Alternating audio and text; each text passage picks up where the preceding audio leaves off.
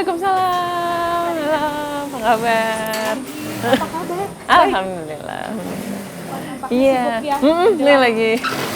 hari raya Iya, alhamdulillah nih lagi persiapan bulan Ramadan. Ramadan. Heeh. Nah, audiens kalian seperti ini loh di balik karya Mbak Iya. Miranda yang bagus itu ya. Nah, untuk percakapan selanjutnya kita ke atas ya. Ya. Oke. Bincang-bincang. Ya.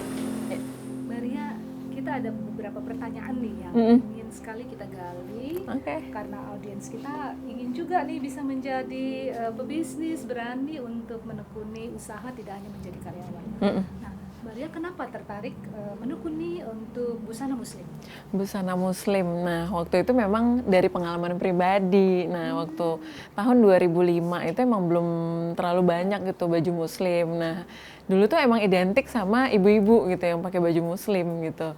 Kenapa aku tertarik dengan membuat baju muslim? Waktu itu emang kebutuhan diri sendiri. Nah, waktu itu tahun 2005 gitu tuh aku cuma tahu desainer-desainer muslim yaitu yang seumuran mamah gitu.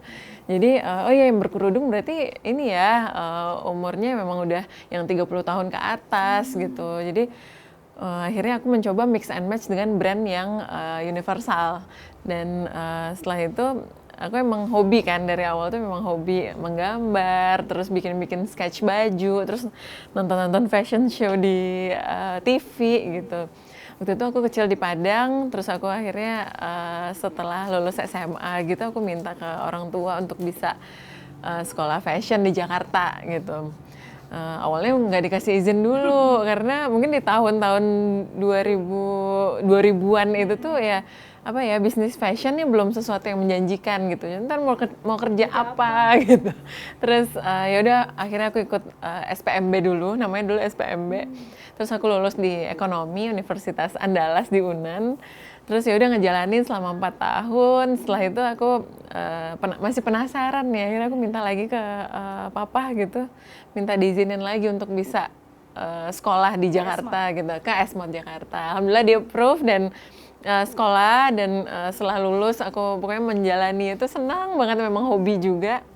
Terus sempat kerja di media juga, terus menjadi asisten desainer juga gitu. Jadi memang ada tahapnya sebelum memulai bisnis ini gitu. Setelah itu aku memberanikan diri untuk membuat label sendiri gitu. Terus namanya waktu itu masih Shabby Chic by Ria Miranda. Aku terinspirasi dari interior gitu. Kalau tahu kan Shabby Chic itu interior gitu. Jadi emang lebih inspirasinya dari si Shabby Chic style itu. Nah, waktu itu juga belum pede untuk pakai nama sendiri. Jadi apa ya, awalnya udah brandnya Shabby Chic aja deh by Ria Miranda gitu. Nah, aku memang membuat desain dengan karakter yang feminin, pastel, terus classy gitu. Memang dari awal tuh aku emang udah suka sesuatu yang cantik gitu. Pengen membuat wanita itu menjadi menarik memakai baju Ria Miranda gitu. Nah setelah itu ya aku mencoba konsisten untuk terus dengan warna-warna dan feminin dan siluet yang sama. Selama 2 tahun berikutnya aku mencoba untuk rebranding untuk menjadi nama sendiri gitu. Memang harus berani nih audiens ya. Waktu itu setelah berapa tahun berani dengan brand sendiri? Sekitar 2 tahun berjalan gitu. Alhamdulillah permintaannya juga bagus. Jadi memang awalnya pun juga dimulainya, kalau flashback lagi, di awal tuh aku memang mengerjakan semuanya sendiri gitu.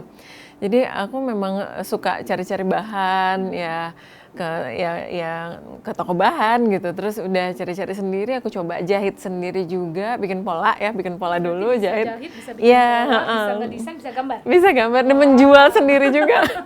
Jadi emang jual sendiri, aku belum punya tim sama sekali Berarti gitu. ada jiwa salesnya. Iya kan ada ini dulu Ekonomi. kuliah ekonomi, jadi nggak ada yang sia-sia pastinya gitu. Wow, menarik sekali nih audiens nih. Kita gali selanjutnya ya, sambil kita duduk ya. Oke.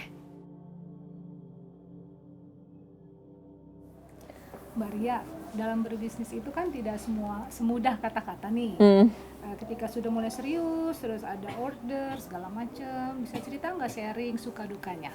Suka dukanya, kalau sukanya nggak usah diceritain. Iya ya banyak. Dukanya boleh deh. Iya iya. Jadi ya banyak, itu kayak udah hari-harinya pasti ada aja masalah gitu.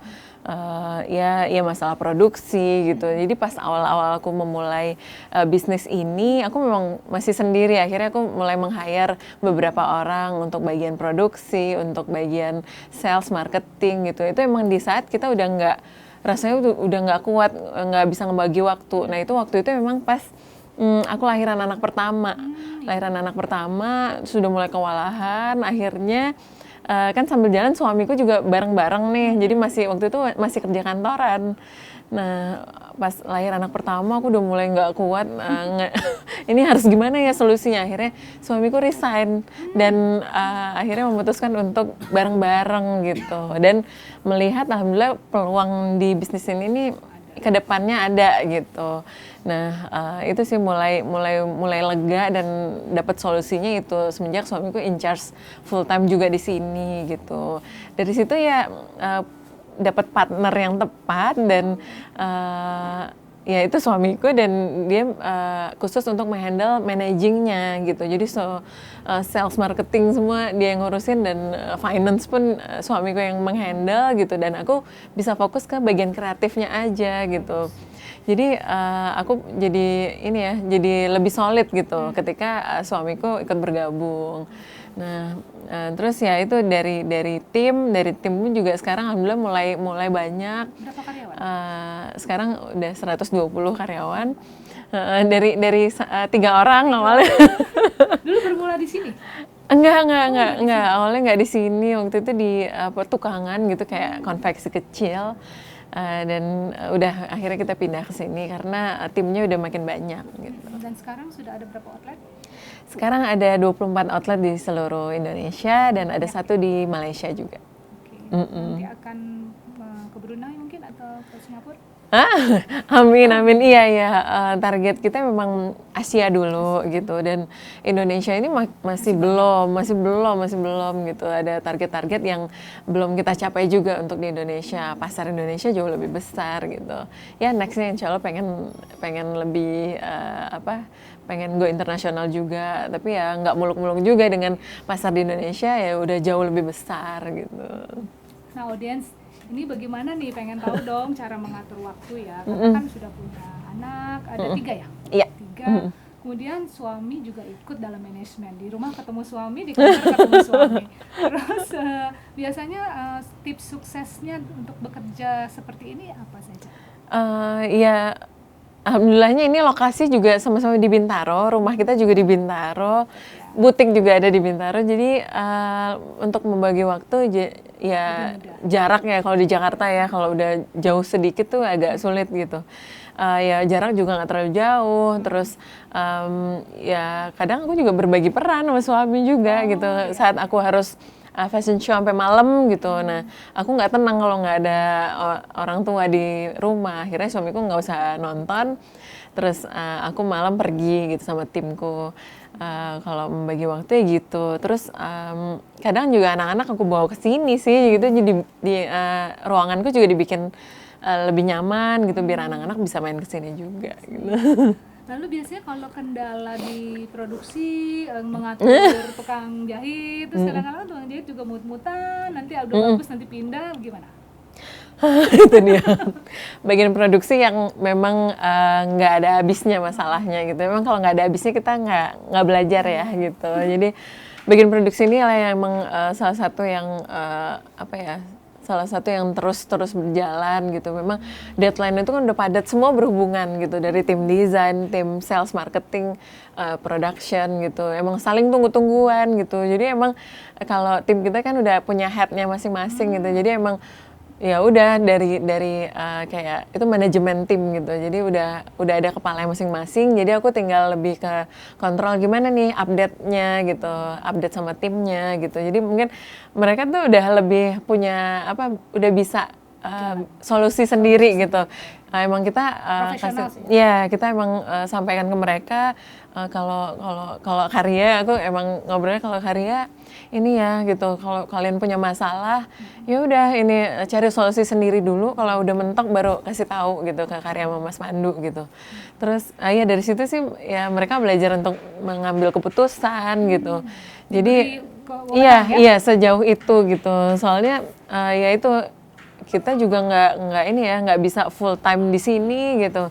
Akhirnya menyerahkan ke tim manajemen gitu, dan alhamdulillah mereka juga udah solid dan apa ya rasa memiliki dengan perusahaan ini yang aku pasti hargain itu untuk mereka. Oke, Gitu. berarti gaya manajemennya Iya. Diterapkan ya, Iya, profesional, percaya, berwenang, kasih trust. iya benar. Terus kalau misalnya dalam hal ekspansi misalnya, sekarang kan outletnya sudah banyak ya, itu bagaimana tuh? Sifatnya franchise atau tidak semua outlet dimiliki sendiri?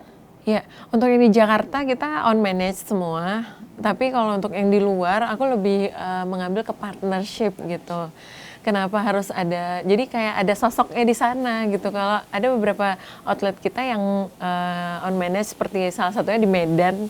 Di Medan itu juga on manage, Medan, Malang, dan Surabaya.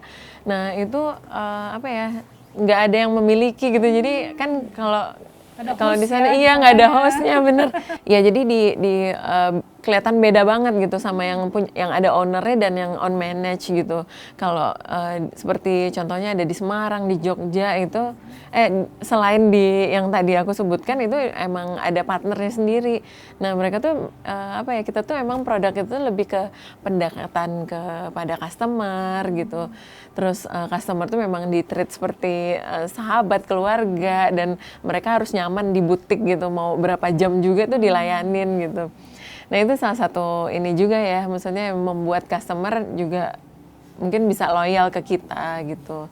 Pendekatan itu lebih ke situ, makanya di cabang-cabang yang lain emang kebanyakan kita lebih ke partnership itu gitu. Terus kalau berbisnis busana muslim saingannya kan banyak ya. Terus banyak orang juga tertarik.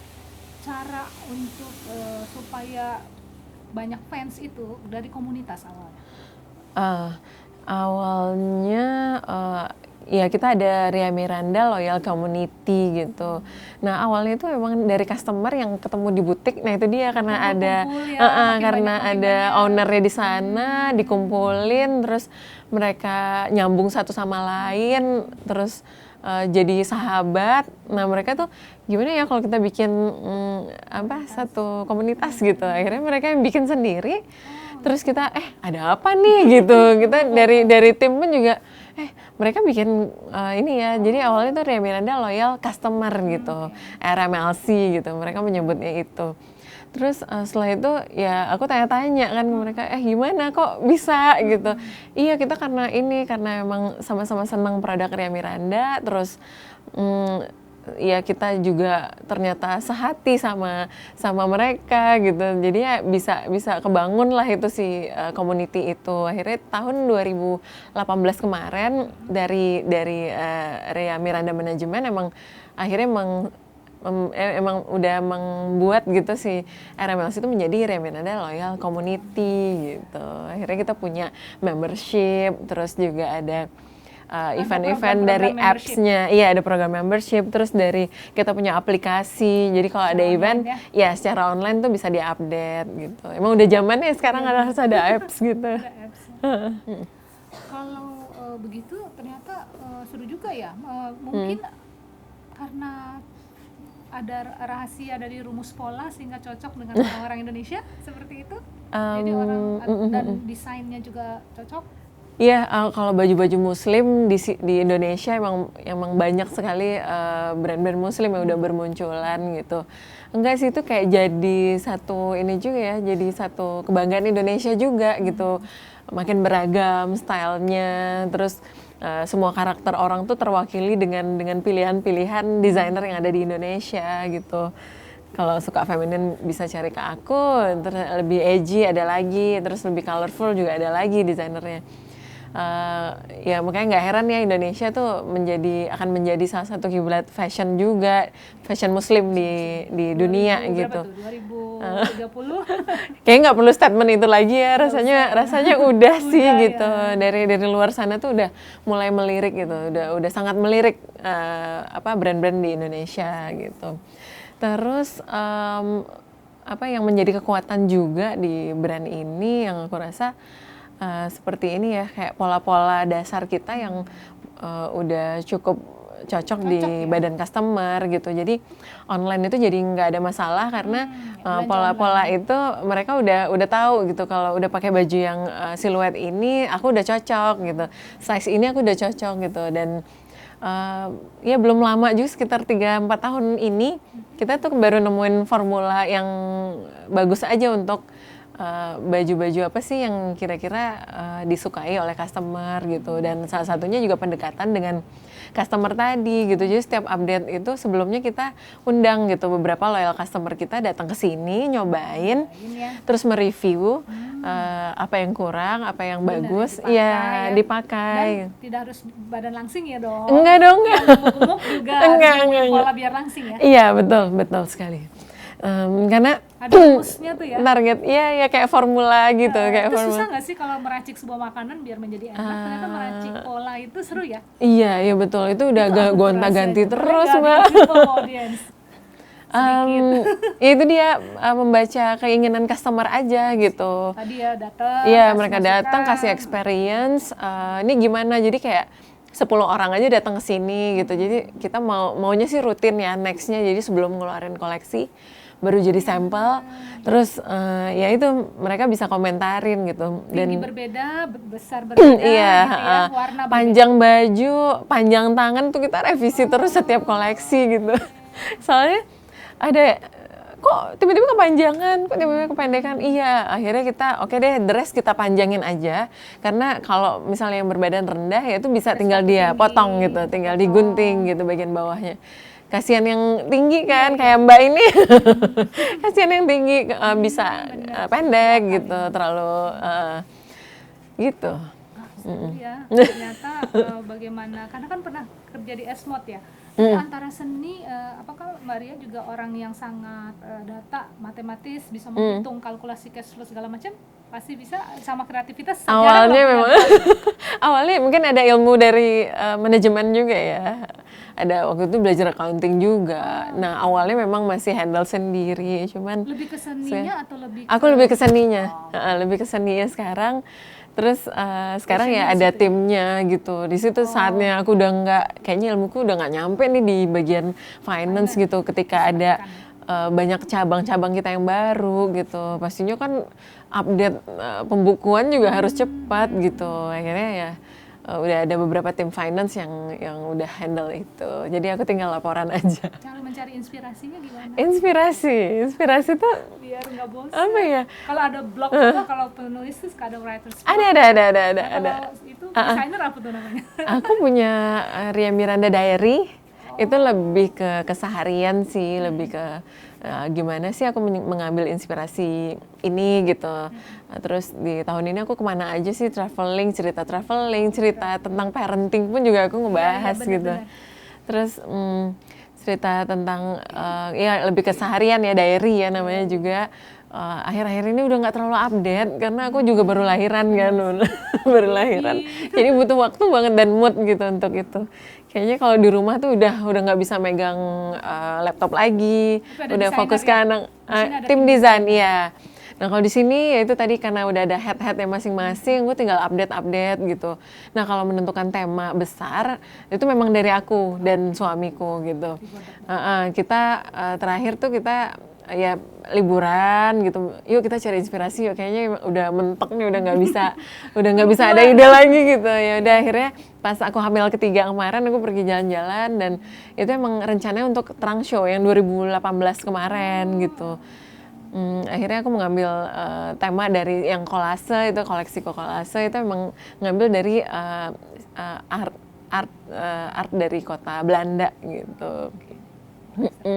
Jadi kita datang ke museum di situ, terus masuk ke butik-butik gitu. Nah itu tuh yang bikin kita ini ya update lagi gitu. Oh ya tren sekarang kayak gini ya gitu. Dan apa enaknya sama suami yang satu kantor juga, ya itu kita diskusi tentang keseluruhan sih. Ini kalau window display kita seperti ini oke juga ya gitu. Terus finishing aku lebih lihat ke butik-butik itu. Finishingnya bisa bagus kayak gini nih gimana sih gitu. Ternyata ada ini ya, ada cara-cara baru yang kita dapat dengan itu, dan itu yang menambah inspirasi. Ya betul. Oke, terima kasih ya. Oke. Miranda sudah banyak yang di-sharing. Semoga semua ini menjadi pelajaran berharga bagi para audiens, dan jangan pernah takut untuk menjadi entrepreneur ya. Iya, jangan lupa itu. Oke, selamat hari raya Idul Fitri ya. Iya, selamat hari raya. Lebaran bentar lagi.